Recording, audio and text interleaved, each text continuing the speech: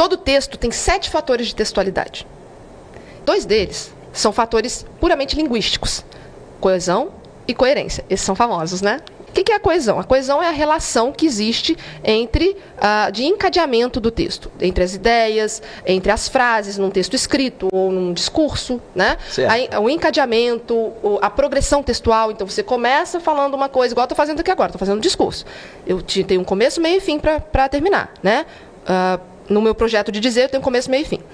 Para fazer esse encadeamento de ideias, eu elaboro elementos de coesão aqui dentro. Tá? Isso é coesão. Coerência é o quê? É a relação lógica. Agora a gente tem outros 5 fatores, que é o que eu quero me aproximar mais aqui, até para a gente voltar nessa questão do texto bíblico. Que são os fatores que a gente chama de fatores de natureza pragmática. Temos 2 fatores que eu coloco os outros 3 no meio. Os 2 da ponta, eu que falo que estão na ponta, tá? Não tem essa relação, não. Intencionalidade e aceitabilidade. O que é intencionalidade e aceitabilidade? É a intenção de quem está falando, de quem está escrevendo o texto, de quem está falando ou escrevendo o texto, e aceitabilidade é quem está lendo e interpretando. Caramba, quando eu estou aqui conversando com você, eu tenho a minha intenção ao dizer o que eu estou dizendo. Mas quando chega para você, aí é aceitabilidade. Aí tem um filtro. É outro fator. Pelos outros 3 fatores. Informatividade, aceitabilidade,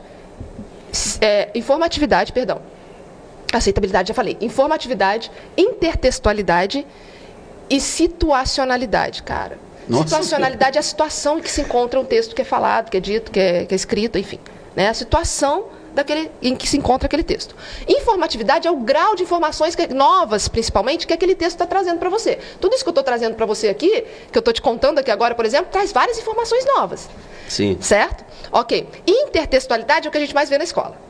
Né? Muita gente já ouviu falar de intertextualidade. Intertextualidade é quando um texto, e todo texto é, de certa forma, intertextual ou interdiscursivo, né? Como Bakhtin vai dizer, que é o seguinte, que é quando o texto vai fazer uma relação com outros textos. Por exemplo, aqui tem muita intertextualidade. A gente está o tempo todo falando da Bíblia, de textos da Bíblia, quando Jesus faz isso, tem muita intertextualidade.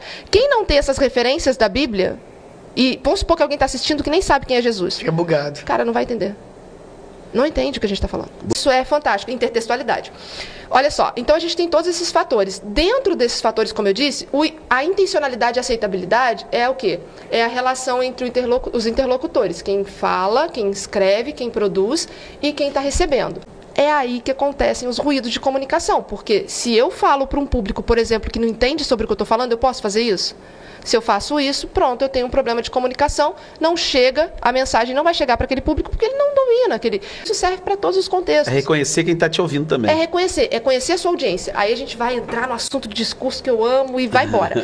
Que é o seguinte, a gente precisa entender quem é o nosso público. Toda comunicação tem que entender esses fatores de textualidade para poder compreender. Olha, com quem é que eu vou falar? Bom, se eu vou falar com um público que domina esse assunto, que informações eu vou trazer? O meu público domina essas informações? Que grau de informatividade eu vou usar? Agora, a maioria do meu público é leigo. Então, eu tenho responsabilidade. A maioria do meu público é leigo. Então, a aceitabilidade vai ser ruim. Papinha. E olha que interessante, a gente não pode falar que o problema de aceitabilidade, quando a gente vai discursar, quando a gente vai ensinar, quando a gente vai... Enfim, quando a gente vai transmitir uma mensagem, a gente não pode falar que a aceitabilidade é responsabilidade só do outro. Por quê? Porque eu tenho que conhecer com quem que eu estou falando. Se eu tenho que conhecer com quem eu estou falando, eu tenho que entender o nível de informatividade que eu posso levar para que a aceitabilidade seja boa.